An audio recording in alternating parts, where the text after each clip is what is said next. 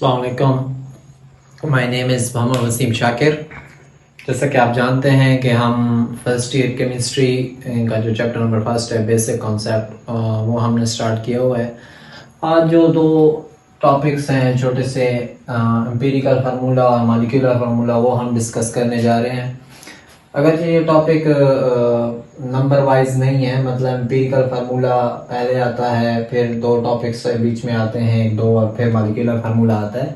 लेकिन चूंकि ये दोनों इनका कंपैरिजन थोड़ा सा आसान है, या मैं कहूँ कि अगर इनको कंपैरिजन करके पढ़ाया जाए तो ये थोड़े आसानी से समझ आते हैं, इसलिए मैंने इनको इकट्ठा ले लिया है। तो आइए स्टार्ट लेते हैं। एम्पिरिकल फार्मूला क्या होता है, मॉलिक्यूलर फार्मूला क्या होता है।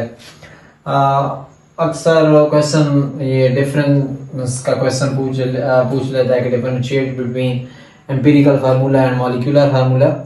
तो देखते हैं कि एम्पिरिकल फार्मूला क्या होता है। तो इसको डिफाइन कुछ इस तरह करते हैं आप कि empirical formula basically it is the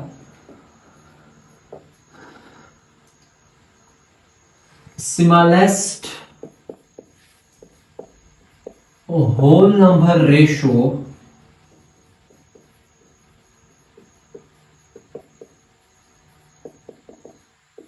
between atoms of different elements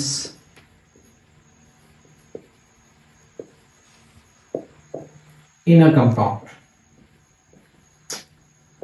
यानी एक कंपाउंड के अंदर जो आपके डिफरेंट एलिमेंट्स के एटम पाए जाते हैं उनकी सिंपलेस्ट होल नंबर रेशो को ये जाहिर करता है। कैसे, आपको ये डेफिनेशन से अभी क्लियर नहीं हुआ होगा एम्पिरिकल फार्मूला, तो हम उसकी एग्जांपल ले लेते हैं कि एक एग्जांपल से देखें। आप मिसाल ले लें, हमारे पास जो सिंपलेस्ट मिसाल जो आपकी बुक में भी दी गई है वो है ग्लूकोज की। ग्लूकोज का अगर आप मॉलिक्यूलर फार्मूला देखें तो जो हमारे सामने अक्सर आता है बुक्स में वो C6H12O6 होता है। अगर आप इनकी रेशो निकालें तो क्या हो जाएगा, 6 रेशो 12 और रेशो 6। अगर आप इनको सिंप्लीफाई करें तो 6 वाले टेबल से कैंसिल होते हैं। अब मजीद ये कैंसिल नहीं हो सकते। देखें, अब मजीद ये कैंसिल नहीं हो सकते। इसका मतलब क्या है? इसका मतलब है कि अगर आप सिंपलेस्ट होल नंबर रेशो निकालें तो कार्बन क्या बचती है, 1। हाइड्रोजन के कितने एटम्स बचते हैं, 2। और ऑक्सीजन के कितने एटम बचते हैं, 1। तो ये जो अब फार्मूला मेरे पास आया है, जो मैंने इनकी सिंपलेस्ट रेशो से निकाला है, इनके जो एटम्स थे उनकी जब मैंने रेशो निकाली है, तो ये जो फार्मूला मेरे पास आया है, इस फार्मूला को आप क्या कहते हैं कि एम्पिरिकल फार्मूला है। इसी तरह के और एग्जांपल भी आप ले सकते हैं, जैसे कि आपके पास एग्जांपल है बेंजीन है C6H6। तो अगर आप इसी को सिंपलीफाई करें तो ये कार्बन भी 6 है, हाइड्रोजन भी 6 है, और इनको अगर आप 6 वाले टेबल से कैंसिल आउट कर दें तो इसका मतलब है कार्बन की भी रेशो 1 आ रही है और हाइड्रोजन की भी 1 आ रही है। तो इसका जो एम्पिरिकल फार्मूला बनेगा वो होगा CH। तो अब ये जो CH है ये एम्पिरिकल फार्मूला है आपकी बेंजीन का। तो देखिए इसके एटम्स, ये कंपाउंड है, इसके अंदर जो एटम्स हैं उनकी मैंने क्या की, उनको रेशो निकाली, और रेशो से जो भी मेरे पास उसका फार्मूला आया वो फार्मूला क्या था, मेरे पास क्या है, एम्पिरिकल फार्मूला है। तो ये सिंपल सा कॉन्सेप्ट है एम्पिरिकल फार्मूला का। अब हम बढ़ते हैं मॉलिक्यूलर फार्मूला की तरफ। तो मॉलिक्यूलर फार्मूला को आप डिफाइन कर सकते हैं कुछ इस तरह से कि molecular formula show exact number of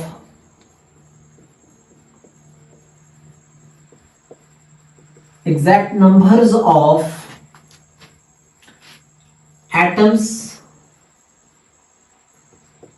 in a compound. एक कंपाउंड के अंदर एग्जैक्ट किसी भी एलिमेंट के जितने भी एटम्स पाए जाते हैं उसको आपका मॉलिक्यूलर फार्मूला रिप्रेजेंट करता है। जैसे मैंने अभी आपके सामने लिखा, ये जो C6 है, H12 और O6 जो ग्लूकोज का मॉलिक्यूलर फार्मूला है। अब देखें तो इसके अंदर एग्जैक्ट मुझे पता है, इस फार्मूले से मुझे पता चल रहा है कि 6 एटम्स जो हैं वो किसके हैं, 6 एटम्स हाइड्रोजन के हैं, 12 एटम, सॉरी 6 एटम जो है वो कार्बन के हैं, 12 एटम हाइड्रोजन के हैं और 6 एटम ही ऑक्सीजन के हैं। तो ये चूंकि एग्जैक्ट जितनी उस फार्मूले के अंदर उन एलिमेंट वो एटम्स की तादाद, उन एटम्स की तादाद मौजूद है, उसको ज़हर कर रहा है, तो आप कहते हैं ये उसका मॉलिक्यूलर फार्मूला है। इसी तरह आप देख लें जो दूसरी एग्जांपल मैंने यहां पर दी है C6H6, तो ये बेंजीन का मॉलिक्यूलर फार्मूला है क्योंकि एग्जैक्ट नंबर ऑफ एटम्स ये शो कर रहा है।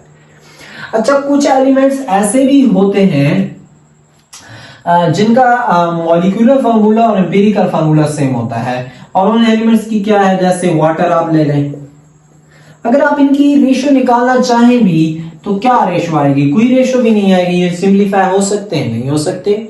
तो ये एक ऐसा मॉलिक्यूल है, एक ऐसा कंपाउंड है जिसका एम्पिरिकल फार्मूला और मॉलिक्यूलर फार्मूला सेम है। इस तरह और भी बहुत से एलिमेंट्स आपके पास हैं, कार्बन डाइऑक्साइड है, NH3 और बहुत सारे एग्जांपल्स, और भी बहुत सारे एग्जांपल्स हैं। तो कुछ एलिमेंट्स ऐसे भी होते हैं, बल्कि ज्यादातर एलिमेंट्स ऐसे भी होते हैं जिनका एम्पिरिकल और मॉलिक्यूलर फार्मूला क्या होता है, सेम होता है। तो ये भी पूछ सकता है कि which one of the following compound have same molecular and empirical formula, तो दे दे, एक ऑप्शन में ये दे दे, ऑप्शन में ये दे दे, ऑप्शन में ये दे दे और चौथे ऑप्शन में नन दे दे। तो आपने इस पे वाटर पे आपने सिलेक्ट करना होगा वाटर को, क्योंकि इसका एम्पिरिकल और मॉलिक्यूलर फार्मूला सेम होता है।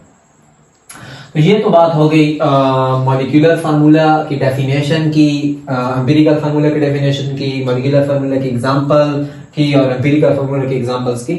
अब आते हैं यहाँ पर थोड़ी सी एम्पिरिकल फार्मूला के अंदर थोड़ी सी कहानी और भी है, या मैं कहता हूँ कि शॉर्ट क्वेश्चन भी है। अब शॉर्ट क्वेश्चन पूछा जा सकता है कि what is the relationship between, what is the relationship between molecular formula and empirical formula। तो इन दोनों के दरमियान रिलेशनशिप क्या है, तो आपने ये क्वेश्चन लिख देनी है कि molecular formula is equal to n into empirical formula, यानी एम्पिरिकल फार्मूला को जब आप n के साथ मल्टीप्लाई करेंगे तो आपको आपके पास क्या आ जाएगा, मॉलिक्यूलर फार्मूला। तो ये इक्वेशन जो है ये उन दोनों के दरमियान रिलेशनशिप है। अब सवाल आपके माइंड में आएगा कि ये n क्या है, तो n की जो वैल्यू है वो 1 भी हो सकती है, वो 2 भी हो सकती है, वो 3 भी हो सकती है, और इस तरह कोई भी इंटीजर्स हो सकता है। अब n को आप फाइंड आउट कैसे करेंगे, n को आप फाइंड आउट करने के लिए भी एक फार्मूला है, और वो है molecular mass divided by empirical formula mass.